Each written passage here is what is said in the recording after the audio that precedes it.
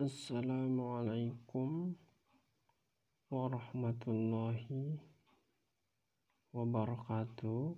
Perkenalkan, nama saya Irfan Retobrumlen, NPM 3061924014,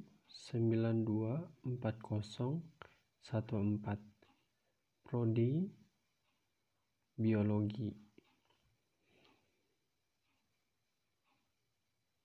Mata kuliah taksonomi tumbuhan tingkat rendah.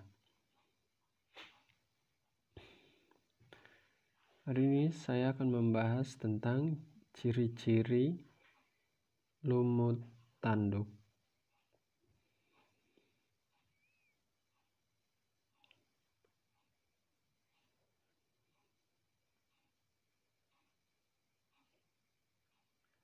Satu, tubuhnya cukup mirip dengan lumut hati tapi memiliki perbedaan pada sporofitnya. Sporofit ini bisa membentuk kapsul yang memanjang dan dapat tumbuh seperti tanduk.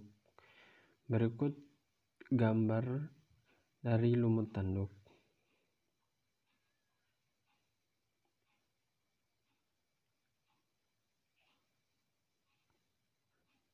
Yang kedua, habitatnya ada di daerah yang memiliki kelembapan cukup tinggi.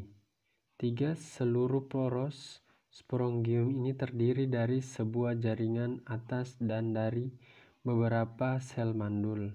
4. Kolomela yang diselubungi oleh jaringan kolomela ini kemudian memproduksi spora. 5.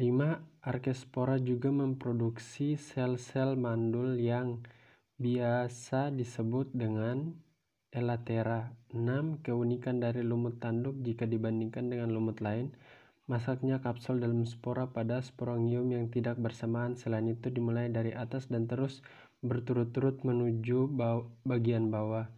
7. Dinding sporangium ini memiliki stomat yang terdapat 2 sel penutup. 8. Anthocerotales ini terdiri hanya dari satu suku Anthocerotacea. 9. Lumut ini hanya memiliki beberapa marga yang telah dimasukkan ke dalam satu kelompok saja, yaitu suku. Siklus hidup lumut tanduk. Berikut gambarnya dari siklus hidup lumut tanduk.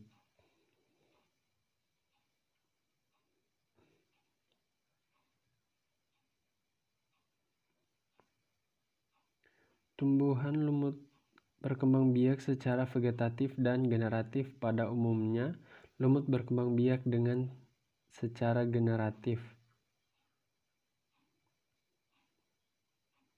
Sel gamet berkembang dalam struktur yang disebut gametagia. Gametofit jantan pada siklus hidup lumut membentuk gametagia disebut antheridium yang menghasilkan sperma. Brevagin betina disebut archegium yang menghasilkan sel telur.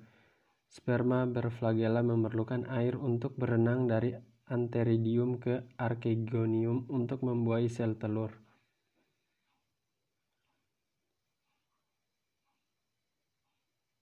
Habitat lumut tanduk. Karena gametofit lumut bersifat autotrofit, mereka membutuhkan sinar matahari yang cukup untuk melakukan fotosintesis. Toleransi naungan bervariasi menurut spesies, sama halnya dengan tumbuhan tingkat tinggi. Di sebagian besar wilayah, lumut tumbuh terutama di daerah yang lembab dan teduh seperti daerah berhutan dan tidak tepi sungai, tetapi mereka dapat tumbuh di mana saja di iklim berawan yang sejuk dan lembab, dan beberapa spesies beradaptasi dengan daerah yang berlembab. Kegunaan lumut tanduk. 1.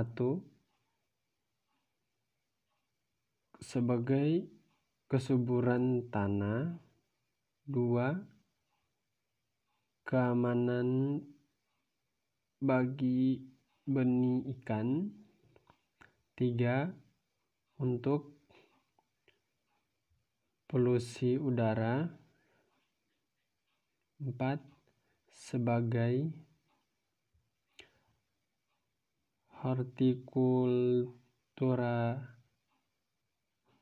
5. Sebagai pendeteksi mineral dalam tanah.